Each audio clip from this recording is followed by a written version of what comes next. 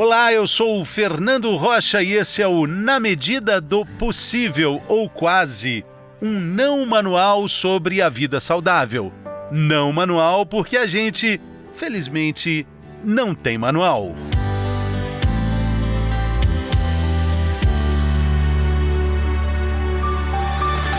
Ruído branco para crianças e bebês. Como o próprio nome diz, é um ruído, mas pode ajudar. Pode abafar os sons externos. Existem vários dispositivos à venda e existem também técnicas mais caseiras. Música, televisão no volume baixo ou até mesmo o som de um ventilador ligado. Mas a pergunta é, isso funciona? O sono dos filhos, a gente sabe, é importante também para os pais. É qualidade de vida para a família inteira. O pediatra Rafael Placeres participa desse episódio com dicas que podem fazer a diferença no sono dos seus filhos e no seu sono também. Bem-vindo, Dr. Rafael. Boa tarde a todos. Vamos tentar ajudar um pouquinho os pais numa fase bem complicada, que é na chegada desse bebê, adaptação em casa, todas essas mudanças no corpo e essa adaptação do sono. E essa descoberta de coisas importantes que podem seguir para a vida inteira. Por exemplo, a insônia pode começar na infância? Pode, principalmente porque o início do sono, só para a gente caracterizar, ele é desenvolvido em 3 etapas, né, na criança. Tem correlação com a questão biológica, do desenvolvimento, né, em relação da parte da criação, do relógio biológico, da interação de hormônios, né, em relação que mantém a criança acordada e da criança que acaba mantendo a criança dormindo, que é a questão da relação do cortisol junto com a melatonina.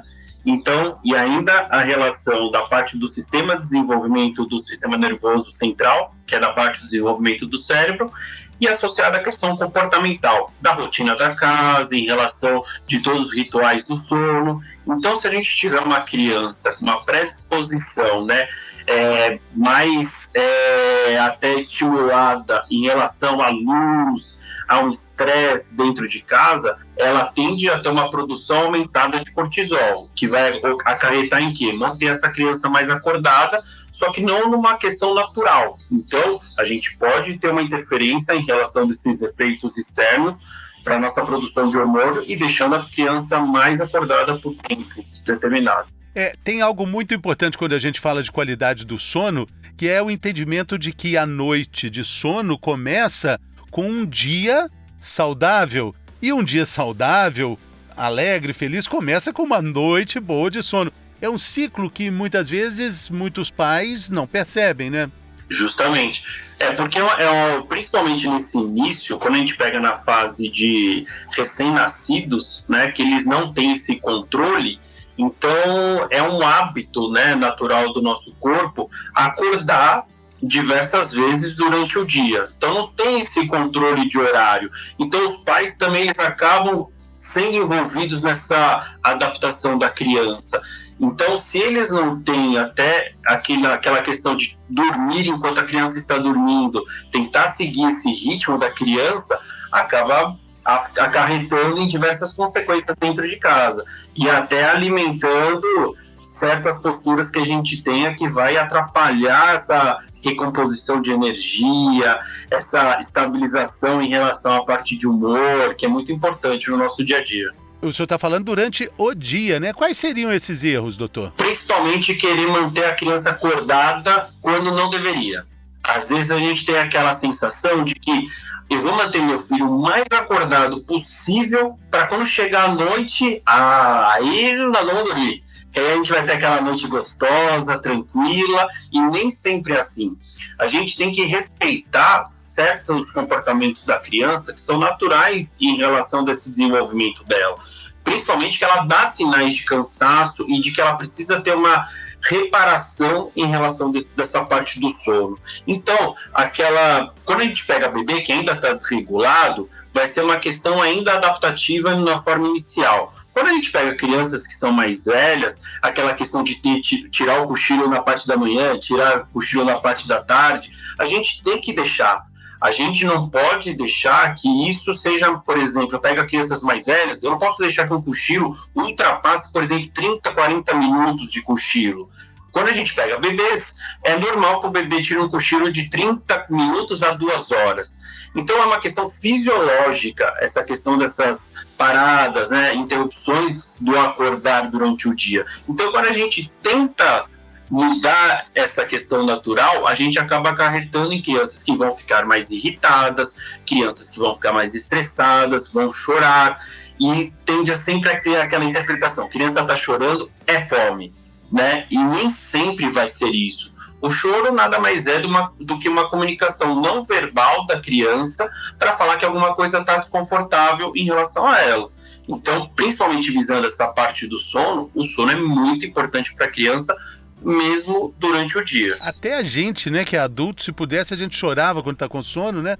Para explicar o incômodo, né, doutor? É realmente muito difícil seguir uma rotina com sono. Mas aí a gente entra no ruído branco. A internet tem várias opções. Eu fiz uma pesquisa aqui, encontrei produtos de 40 a 100 reais, de diferentes formatos, marcas. E vale a pena comprar isso? Vale a pena investir nesse produtor de ruído branco?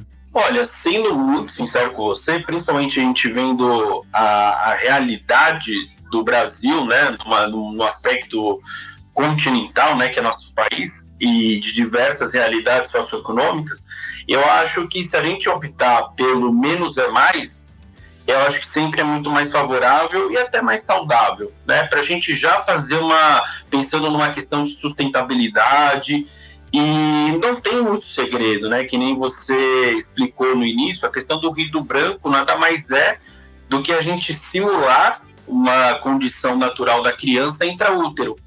Então ela está acostumada com aquela frequência cardíaca da mãe, com aquele barulho da circulação, né, nos vasos sanguíneos da mãe. Então, a intenção do ruído branco é simular essas condições em que a criança estava dentro do útero e era uma condição normal para ela. Então, isso acaba aproximando ela de momentos que sejam seguros e de tranquilidade.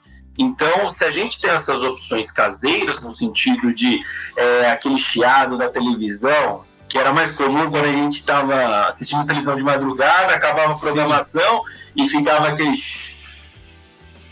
Ou até mesmo, né, quando a antena não estava funcionando, ou que nem você comentou em relação de secador, alguma coisa que mantenha a frequência para que a gente consiga deixar a criança num ambiente mais parecido com o intraútero. Estão falando do bebê, né? Para crianças um pouco mais velhas, funciona aquele velho radinho baixinho ali, uma música calma.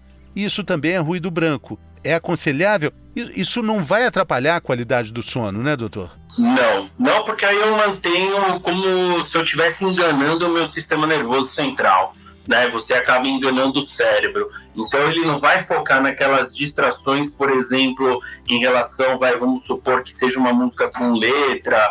Ele vai focar mais na frequência em relação daquela parte musical por trás daquilo, do que propriamente dito nessas distrações. Agora, eu tô acostumado a deixar meu filho com jogo de futebol, coisas do tipo que vão oscilar na frequência e na intensidade do som, aí sim eu vou trazer um prejuízo, porque aí, por mais que a criança esteja dormindo, o sistema nervoso dela vai estar antenado e vai estar dividindo as atenções. Agora, doutor, quando a gente fala de sono, de qualidade de vida para a família toda, a gente encontra aí um tema controverso: criança na cama dos pais. Como é que a gente pode lidar com isso? Qual é a recomendação que o senhor dá? Então, inicialmente, a gente foge um pouco dessa questão do certo e errado, né? Porque a gente tem que ver que não é só uma relação unilateral.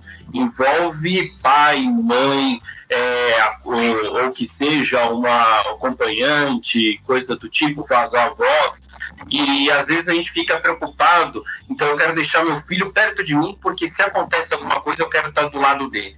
Então tem diversas técnicas hoje em dia, né, principalmente se você consultar a Sociedade Brasileira de Pediatria, como a Academia Americana de Pediatria, que é uma referência para a gente, eles orientam que no início até tem aquela questão de deixar a cama do bebê, o berço do bebê, ou até aquelas camas que são adaptadas ao colchão dos pais, ao lado da cama, né? Mas não propriamente dito junto com os pais, no sentido para ter aquele cuidado, né? Para não o pai não vai dormir direito porque vai ficar preocupado se ele vai virar, vai cair em cima da criança, a mãe também.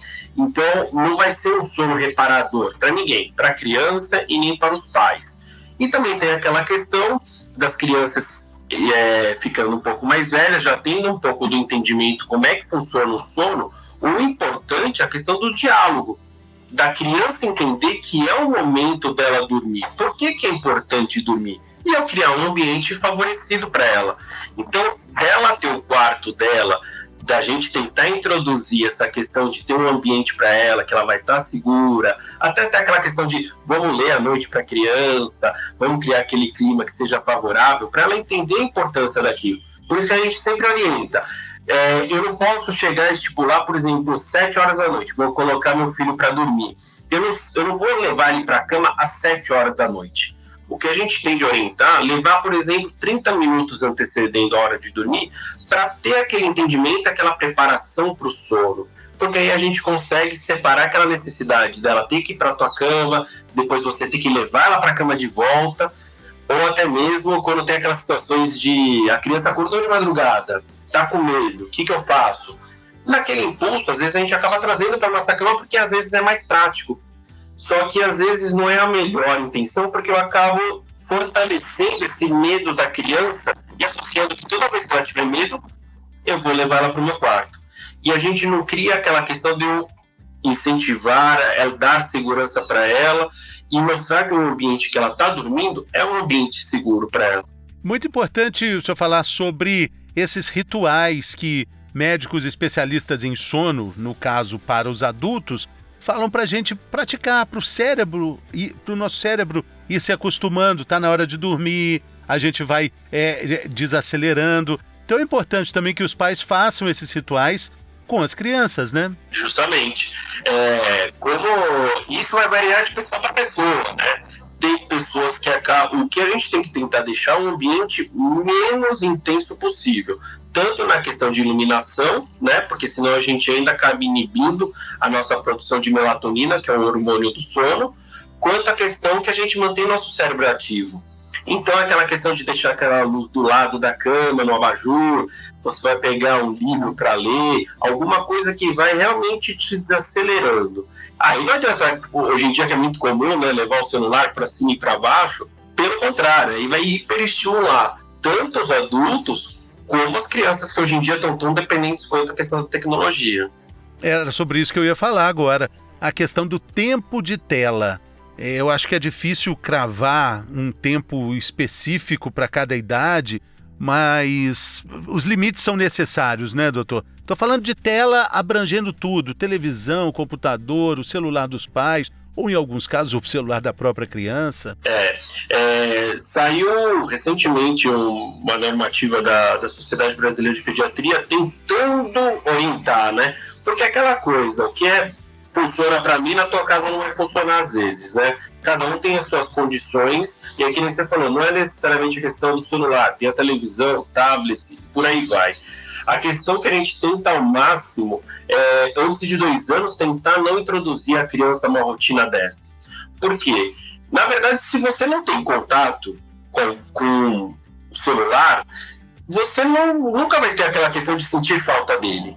Né? Então, se você nunca experimentou chocolate, como que você deixou saudade de comer chocolate? Você não teve contato. Então, a gente tenta evitar isso ao máximo. Então, antes de 2 anos, apesar dos pesares, a gente tenta evitar ao máximo, para não criar aquela dependência da criança. Ah, mas vai comer, precisa da televisão. Ah, mas vai dormir, precisa da televisão.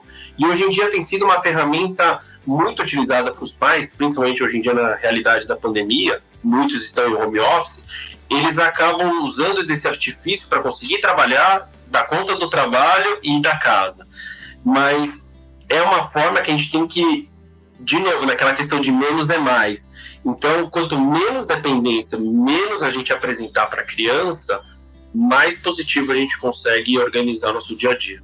O senhor arrisca a determinar um horário de tela, tipo 2 horas de tela? Podemos chegar no número ou é muito particularizado isso? O que a gente tenta ao máximo é, por exemplo, crianças menores de 2 anos, que inevitavelmente a gente vai ter que utilizar para poder dar conta do nosso dia a dia, que seja no máximo uma questão de meia hora, 1 hora ao dia. Crianças acima de 2 anos até 5 anos de idade, 2 horas ao dia. E aquela questão, não precisa ser uma questão contínua, né? A criança, às vezes, ela perde muito fácil a questão do interesse. Então, às vezes, não adianta você colocar um filme para a criança, então não vai ficar lá 1h30, 2 horas sentada na frente da televisão. Ela viu um passarinho verde passando do lado na sacada, ela viu o barulho do ônibus na rua, ela vai querer ver, ela vai querer pegar um outro brinquedo, ela não vai ficar muito focada naquilo. E as crianças mais velhas, acima de 5 anos, para os adolescentes, a gente tenta manter uma coisa mais saudável de 2 a 3 horas ao dia. Mas é aquela questão, é muito individualizado. Porém, a gente tenta seguir alguma coisa no norte e vai negociando. Será que a gente consegue diminuir? Vamos tentar um tempo, tentar substituir a questão da tela por uma atividade física, alguma atividade que eu vou trabalhar a imaginação da criança, a criatividade da criança, é muito importante. E para a gente terminar, a gente já falou que o sono dos filhos afeta muito claramente, diretamente o sono dos pais. Mas a insônia dos pais, de certa forma, também afeta o sono dos filhos, doutor? Indiretamente, sim. Porque se a gente pensar que a insônia, eu vou promover um aumento do cortisol no nosso corpo, que é um hormônio que está envolvido diretamente no ciclo sono e vigília, eu vou ter um paciente que vai sofrer as consequências dessa exposição aumentada de um hormônio que hoje em dia é muito conhecido como o hormônio do estresse. A partir do momento que eu tenho um adulto que ele não dorme direito, e isso a gente está falando de uma questão crônica, né? Ao longo do tempo. Isso uma hora o corpo cobra. Então é um paciente que provavelmente os hábitos alimentares vão estar irregulares, é um paciente que vai estar mais estressado, mais irritado. Então, quando ele conviver com uma criança que carregou a bateria a noite inteira, vai chegar no dia seguinte, vai querer começar tudo do zero, tudo de novo, vamos lá, papai, vamos brincar, vamos lá, vamos passear, vamos alimentar o peixe, vamos passear com o cachorro. E aí, como que a gente dá conta? A conta não fecha. Então, consequentemente, a irregularidade do sono do pai e da mãe, ele vai influenciar na repercussão no dia a dia da criança. É algo que precisa ser tratado de forma globalizada, holística, né, doutor? Quero muito agradecer a sua participação aqui conosco, vários esclarecimentos legais para um sono tranquilo, fazendo as pazes com o ruído branco, né, doutor? Sim, hoje em dia a gente vê o quanto que é importante a questão do sono em todos os sentidos, né, para o funcionamento do nosso corpo e principalmente para uma saúde a longo prazo. Muitas das vezes que a gente vai pegar problemas de insônia na fase adulta, pode ter uma repercussão lá de trás, lá dos costumes e hábitos de sono quando a gente tinha quando era criança. Então, se a gente conseguir conduzir de uma maneira mais saudável desde criança, a gente consegue construir um adulto mais saudável. Muito obrigado, doutor Rafael. Pessoal, muito obrigado pela companhia e até a próxima.